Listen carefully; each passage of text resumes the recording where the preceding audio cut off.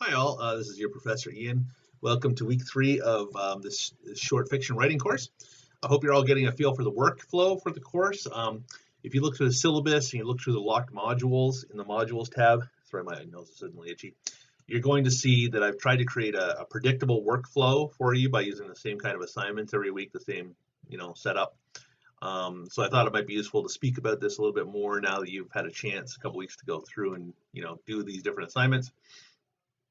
So the first thing, there's the reading section in the modules. I always post chapters from our online textbook, other online sources sometimes, video lectures at other times. And these readings are meant to help you develop the technical language more than anything else that we use when discussing and dissecting the stories. And you should be hopefully applying some of these concepts, about some of the more technical language when we're getting into the readings in the perusal discussions.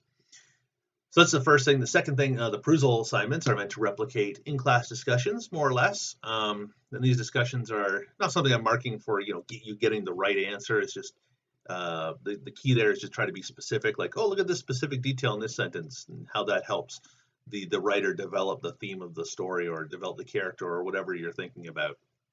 Right? Again, it is a creative writing course, so you kind of want to approach the stories as a writer, thinking about how they're creating the effects they are with specific details in the stories.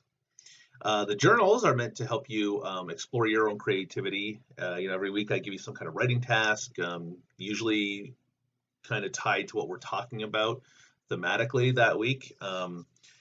Again, as long as you're just putting in an effort and just trying out different creative techniques, you're going to get full marks. I'm not marking for quality of writing in these journals. I just try to get you to stretch your creative muscles and find ways to break through writer's block and things like that. So that's the journals. Then there's the Flipgrid assignments. I added those at the last minute because I wanted to add a more face-to-face interaction for all of us. It's an online learning environment. I know a lot of people have been thrust into this more or less unwillingly in the last few months. And I just, online, I've taught online for years and years, and I have no problem with it, but I know it can be kind of alienating. And the internet is filled with trolls and can be a scary place. So, I just want to make our course nice and caring.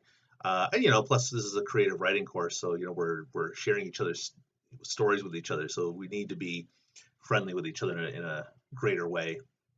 And then every 3 weeks or so there's a major writing project. We're writing 2 stories for the course and then revising those stories. So those come up every few weeks, more major projects. Anyways, so that's just the kind of workflow we do every week. This week, in week 3, we're reading a story from Ernest Hemingway. We're reading Hills Like White Elephants. This story is a masterclass in dialogue. Hemingway was great with dialogue. Not so great with female characters sometimes, but he's great with dialogue. And, as you're reading this story, try to think about the similarities and the differences between this story and the one we read last week, Lady with a Lamp, Parker, by Dorothy Parker, or also with Secret Stream, because I love the juxtaposition of those 2 stories. One's filled with rich description of landscape and surroundings and setting, and Lady with the Lamp is devoid of that. And Hills Like White Elephant uses description strategically at times, that you want to think about how that's being used, because it's kind of almost somewhat in between the 2, closer to Lady with a Lamp, right? Because it's almost entirely dialogue driven. Anyways, think about that in terms of character development and topic, because I'll give you a hint. Mona and Jig, the 2 female characters, 2 of the female characters from Lady with a Lamp and Hills Like White Elephant, they have something in common. And I'll just leave it there because it's more fun to piece it out while you're reading. Also, before you read the story, I want to talk a little bit about Hemingway. You might have read him before. We could spend a whole semester on Hemingway. I love his stuff. He's not always great. I find his later stuff pretty horrible, pretty wretched. Like, what was I reading the other week? Across the river and into the trees, or whatever it's called. And it was just I had to put it down. Anyways, I just want to talk about him a little bit, mostly about this thing that he talks about in an interview with George Plimpton. Hemingway gave very, very few interviews, so this is like the meatiest interview he ever gave, and he talking about his technique. And he talks about something he calls the iceberg principle. He wrote, and I'll just read this out. I always try to write on the principle of the iceberg. There is 7/8 of it underwater for every part that shows. Anything you know you can eliminate, and it only strengthens your iceberg. It is the part that doesn't show. If a writer omits something because he does not know it, then there is a hole in the story. So what he's getting at here is like, when you're reading Hills Like White Elephant, you're going to see a lot of details missing.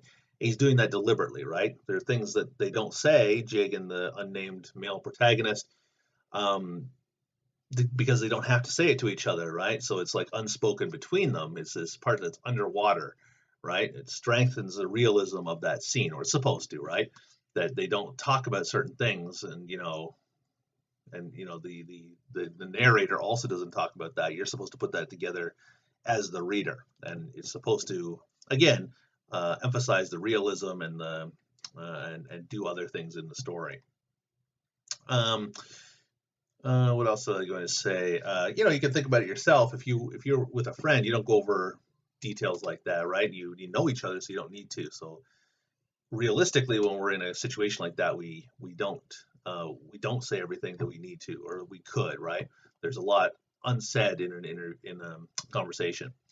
But Hemingway could write the story from a third person omniscient point of view, right? That's that kind of like godlike third person where you can go inside different consciousnesses and explain what people are thinking. But he doesn't do that, right? He uses what we call a third person objective point of view, which means that we get no access to interior monologues of any characters, right? We're just getting a description of what they say, what they do, and so we're forced to think about character motivation based solely on action and dialogue, as if we were watching this unfold before us.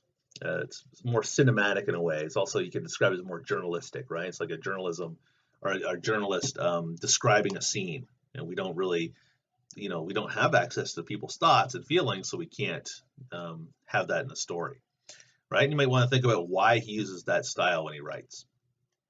Anyway, so that's Hemingway. I hope you have fun with the story. It's one of my favorite Hemingway stories. But the big task this week is story number 1, your own story, your final draft. And I put final draft in quotation marks below because it's kind of this, like writing courses, any writing courses, but especially a creative writing course. Your final draft, that's just like one draft along the way, right?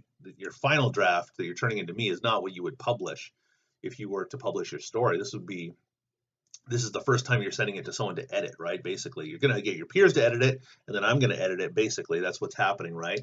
But for most writers who publish stories, including Hemingway, you would go through, I don't know, half a dozen, if not more, editing sessions with different people. Different people would edit your work, right?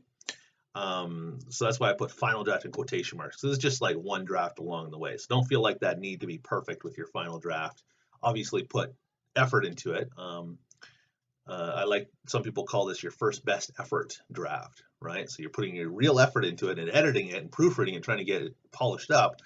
But of course, it's not the final draft. Anyways, that draft is due this Sunday, June 28th by 11:59 p.m., along with your first cover letter. And the instructions are both linked below. We're also going to have our first peer editing session this week. So your rough draft is due by Wednesday, June 24th. And I put together a guide linked below for just to walk you through that process of posting your story and commenting. So just a final reminder, you only have from Wednesday when you post that rough draft until Friday to comment on your peers' stories. So, please do budget some time, right? Make sure that you block out half an hour on Thursday to read through one of your peers' stories and comment on, and then another half an hour on Friday or something, something like that. Make sure you, think about that when you're budgeting your time this week. Okay.